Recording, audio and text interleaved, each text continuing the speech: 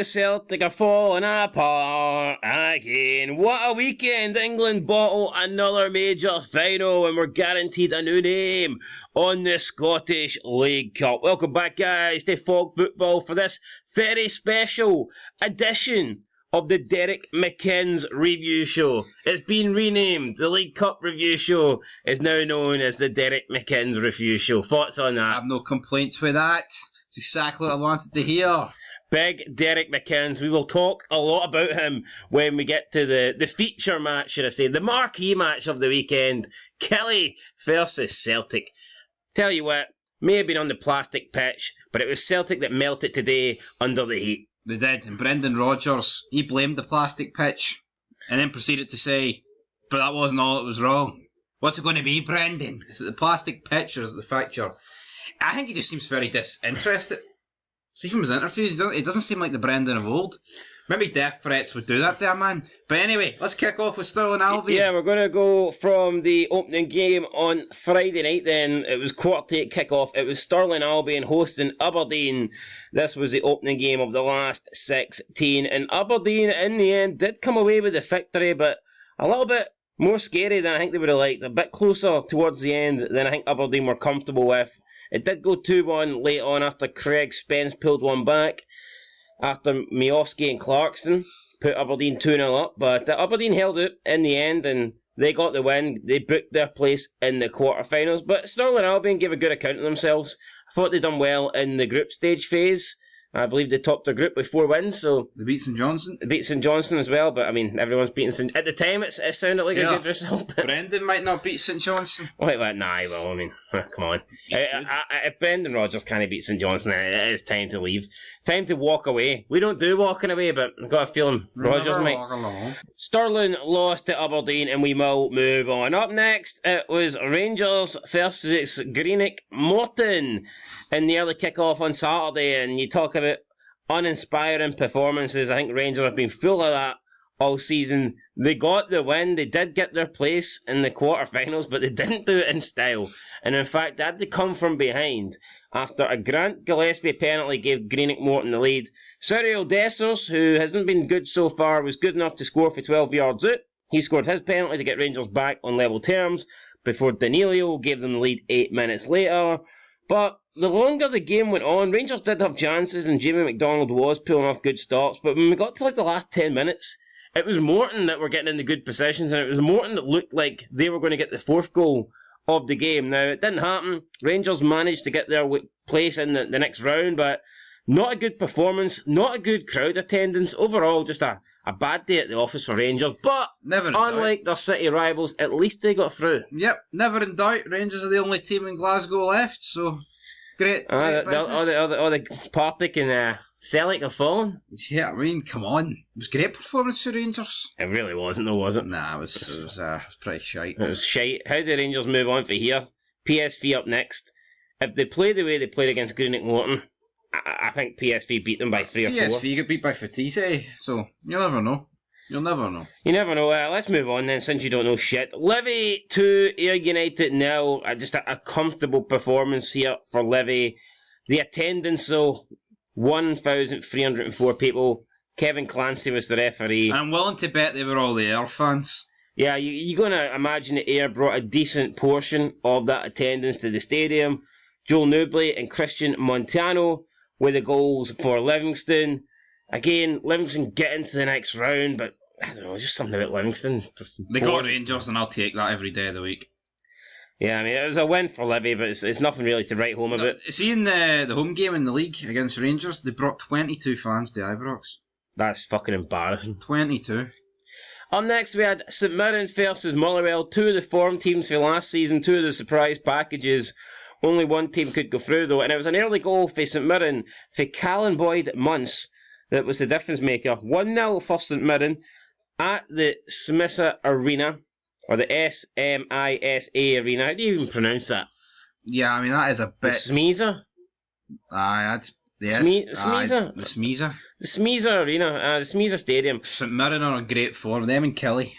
That's what it's all about this season. St Mirren, I think, will push for top 6. Fuck it, give Kelly the automatic Champions League place. No one's beaten them in that plastic pitch. I know. 3 wins at home in the group stage. That'll be enough to get you into the next round. Pep can win trebles, but could he do it at Rugby Park? On a wet, rainy night? On a plastic pitch? I don't think so. Anyway, St Mirren got their spot in the next round. We then moved on to the Airdrie Ross County game. What a game this was. Probably game of the weekend, to be fair. Yeah. Well, actually, I don't know. Today's result might have changed that. But, 7-goal thriller. Airdrie did look down and out. 2-0 down after 7 minutes. They got 1 back for Callum Gallagher. But then 2 minutes later, it was Simon Murray restoring the 2-goal lead. And at this point, you're thinking, well, that's not what Airdrie needed, obviously. The game went on later and later, still 3-1 until we got into the 82nd minute. And then Airdrie, with goals for Callum Gallagher and Josh O'Connor, managed to force extra time. It made it 3-3, but they couldn't do it in extra time. They couldn't get the penalties. Eamon Brophy with the goal. And that's the difference. I'm sure Eamon Brophy come on as a sub, and you look at the players that Ross County have here. They've got Jordan White and Murray up front, and then they can afford to bring on Eamon Brophy, a guy that's been capped for Scotland. Airdrie just did not have that quality on the bench. Callum Gallagher, though, that's a great wee player, but yeah, Airdrie, I thought they'd go through, they didn't, but they put up a good fight. I don't think they could have really asked much more from them, apart from winning. No, true. I just feel like the extra time format, rather than the replay now, that does favour the bigger teams, the Premiership sides. Yeah. Because they've just got more options, bigger squads, better quality in the squads. And I think that is the difference maker.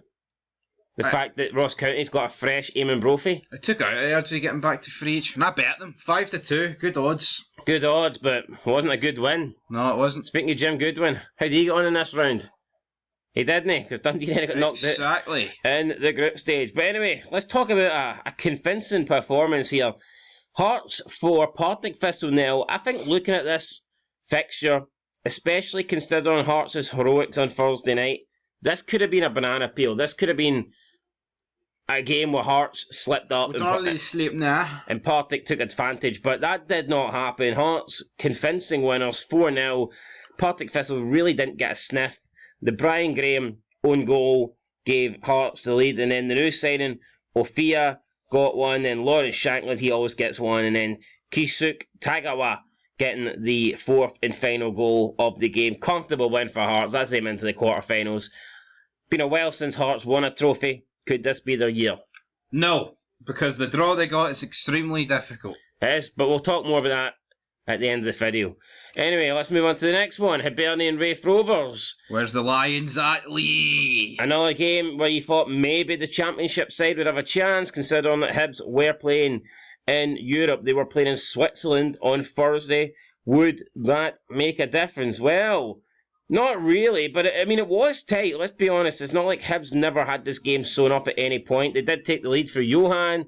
Callum Smith equalised for Raith Rovers not long after that, but then Hibernian went back in front straight away again through Dylan Fenty, their big money signing for the season. Liam Dick did get sent off in the 94th minute, but Raith Rovers were always in the game. They were. And the attendance is pretty damn poor in my opinion. 8,500. I know the Hearts game, we had Hearts had 12-8. So we're talking 4,200 more. Now, you could argue that maybe Hearts were taking on a Partick Thistle side that probably bring a little bit more of a larger away following than the Raith Rovers. Hibs are against Aston Villa midweek, though. True, but I don't know, I just think the Hibs' attendance is pretty poor in general. It is. I thought after their heroics in Europe, they might have did better here. But if you look at the attendances all round, it wasn't great. Especially Rangers, really poor attendance. What was Rangers one?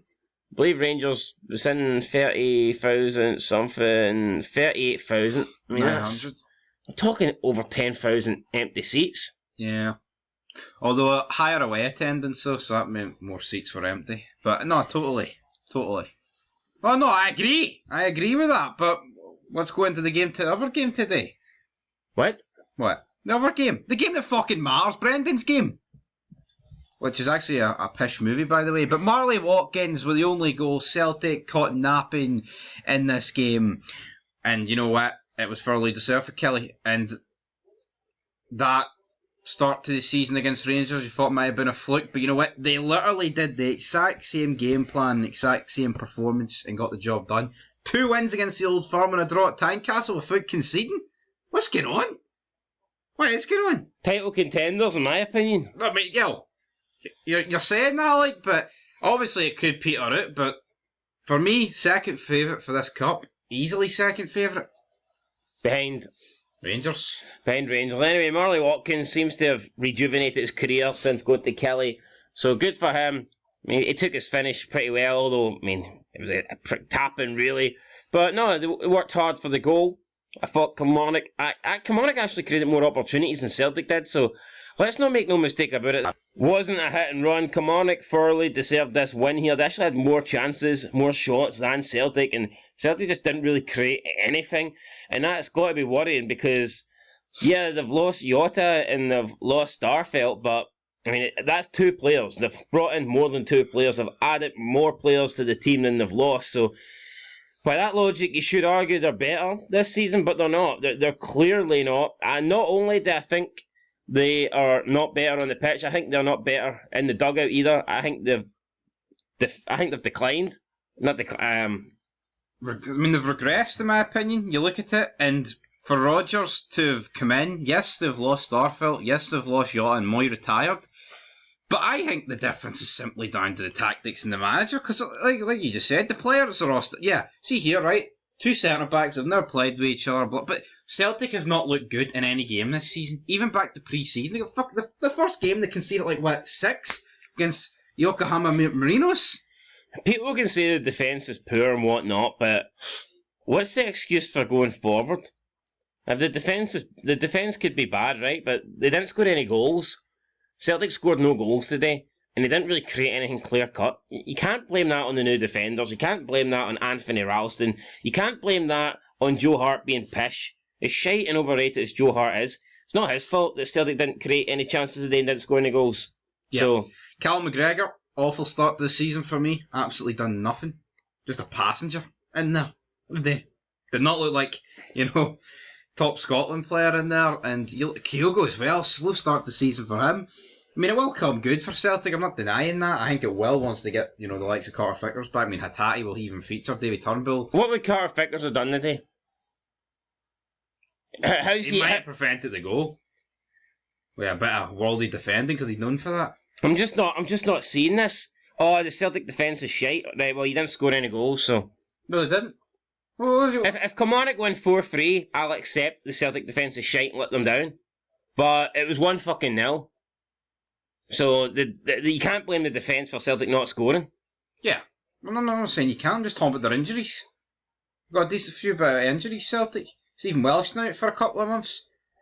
So this is their 2 centre-backs. Stephen Welsh. This is their 2 centre-backs for the Old Firm. No, but based off what Rangers have done, maybe it won't be that bad. So you've got Celtic, a team that can't really defend, against Rangers, a team that can't score. Yep. And Celtic, who can score, but in this game they proved they couldn't score. So all that matters is Celtic are out the cup, man. It's a good day. It's a good day for Scotland. Celtic are out the cup. We're guaranteed new League Cup winners. But I tell you what, going into this Old Firm game, I couldn't tell you what way it's going to go. I wouldn't be surprised if Rangers win. I wouldn't be surprised if Celtic win. I wouldn't be surprised if it's a fucking boring 0-0 draw. Yeah. I think it's a very hard game to predict. Now, I know up until today, Celtic fans might have been, confident going into it, but I don't see that. I mean, Ross County, Aberdeen wins. They got over the line, they got the 3 points, but they weren't good performances. And today was the worst performance so far. And you look at the pre-season, some of those pre-season performances were shite. Like you said, the amount of goals they conceded to Japanese. I know, it's friendly. It kind of does matter. See, when you're conceding 6 goals in a pre-season friendly against some Japanese team like that, that's not a good sign. No, it's not, but for me at this Ibrox game, I can't see Celtic beat... I know Rangers' defences looked awful at times, but I can't see Celtic beating Rangers 3-1 or 3-0. I look at this Celtic defence and they were awful today, man. I mean, that... what's the new guy? Joshin Funderlager, or whatever he's called. I mean, his first touch, he put it for Lagerby Elk. Lagerby Elk, him. I just think him in the Rocky, even though the Rangers attack, like we said, has been a bit, dodgy this season, I just feel like begs the question, was Celtic, were they wrong to get rid of Starfelt? Yeah, but I just think he wanted to go. Now, just because Alfred left, so just because Starfelt isn't as good as Carter Vickers doesn't mean he's not better than these two. Yeah, no, absolutely. There's no guarantee these guys are good. Oh, we spent a couple of million on. So what? We spent a couple of million on fucking Starfelt. No, I mean, if you actually look at this Celtic, but nobody knows these two guys that came in, Lager, Biel, and Naraki, and you'll have these people that are talking. Oh, Ryan 118. Oh, now we've got 3 really good centre back. Based on what? Based on the fact that you spent 3, 4, 5 million on them. You spent that on Starfelt. Yeah. And some people didn't think Starfelt was any good. I'm just surprised that all of a sudden these 2 new Celtic centre-backs are getting a pass. Thiago Dunholm did nothing today. Like when Rangers signed John Souttar, you knew you were getting a fucking great player because he'd proved it so many times. And if he can stay fit, he will be. These 2 new centre-backs for Celtic, you don't know if they're good or not. No. That's the problem is, you look at the back 4, Ralston, who Taylor and Ralston have been thrown under especially Taylor. No, I just think it's strange because like when Celtic made all the signings when Ange first came in, nobody was like, oh, look at all these great players. A lot of people were like, oh, who the heck are these guys? They actually had to perform to win people round. But for some reason, these 2 new centre-backs Celtic have signed, people are automatically assuming, because Celtic have spent a little bit of money, that they're good players, good additions to the team, and that now Celtic have 3 competent centre-backs. There's no guarantee these guys are better than Welsh or Scales. No. Scales did pretty good at Aberdeen. Tell you what, I think Celtic got an injury away for Kyogo from a fucking catastrophe. Which is great. Yeah, I mean, O's out injured. Let's say O's not out injured. Is O really the man? No, he's not. O does not do anything for me. I'm sorry, but he doesn't. Just the reality, like. Honestly, I'm surprised. I mean, there's been good players in the league that I think Celtic Rangers have lost the boat on to sign over the last couple of seasons. I think Ryan Porteous would have been a good addition to the Celtic team. Yep. Didn't bother signing him. I'm shocked that no one is putting a proper bid for Shankland. That does amaze me. Well, especially, you look at Celtic and, I mean, aside, who do they have up front aside from Kyogo and O? And you can't tell me O's better than Shankland. No. We have not seen anything for O to suggest he's better than Shankland. The problem is with Rangers, though, they've just signed that many strikers. It's like, well, they have and again, we don't know. You don't know if they're any good or not. No, they could be, but you haven't seen enough of Danilo or Dessers or Lammers to go, oh, they're great. Oh, these guys are going to be fantastic. I'd try and, I mean, Rangers, get Shanks in. Anyway, that's it. What I would say is Rangers Celtic this season have brought in a lot of players, and for me, the jury's still out on a lot of them. A lot of them are unproven. And it's going to take a while before I think we can determine whether they're good players or not. I'm a little bit surprised at the situation of Celtic, how these 2 new centre-backs have come in and they're getting pass marks already. Imagine these 2, though, going into European games. I think it's like City. Yeah, I mean, I could... With Ralston... But like, I'm not saying they're bad players. I mean, they could be good players and they just had a bad game. That could be the case. But, I don't know, based on today, it wasn't good. I'm just more... Even though Tav and Barisic get pelters, I'm just a bit more confident in the Rangers defence at the minute than Celtic. I don't know, I don't even know why that is, because Rangers defending's fucking horrendous, so we'll have to wait and see. You know what, though? See, after the first couple of weeks, 20 days, whatever, I think it's going to be a good season. Well, after the Old Firm game? Aye, because both Old Firm teams look... No, I'm saying from this right here at this point, both Old Firm teams look shaky, and that's always good. Yeah, no, I think you want a season where they're both beatable. You don't want a season where they're every single week they're winning and barely dropping points. Well, I wouldn't mind that for what Rangers like. But yes. Reminds me of the season where Hearts took the lead of the league, and Celtic and Rangers were both pish.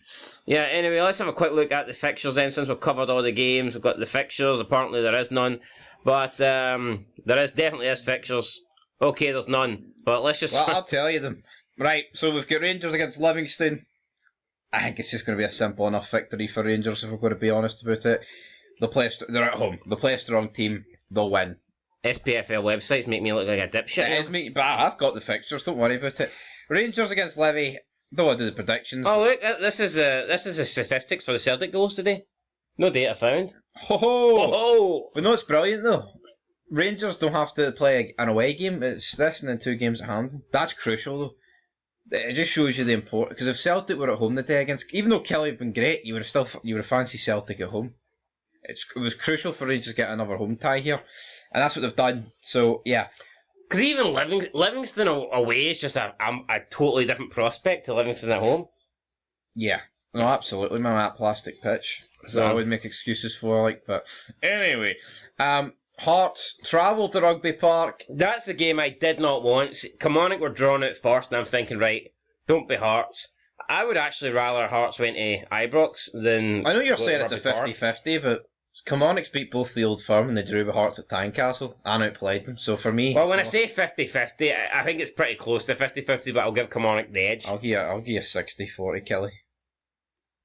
Form doesn't. You can't beat the Old Firm within 2 weeks, man. Fucking. Aye, well, have Kilmarnock beat Rosenborg?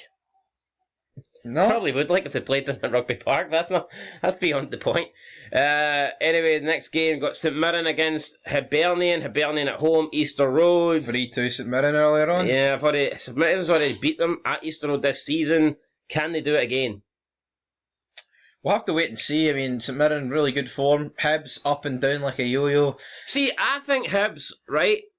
I think Lee Johnson, he's not really come under threat because he's got that, obviously, the 6-1 win against that Andorran side. That appealed to a lot of people, right? 6 goals to get that good attacking display. Then he got the good results against Lucerne, right? I totally get that. And that is almost like overshadowed the 2 poor league performances where they picked up 8 points, right? And that's fine. But let's say they get knocked at the Fireplay Cup here against St Mirren and they haven't really picked up in the league.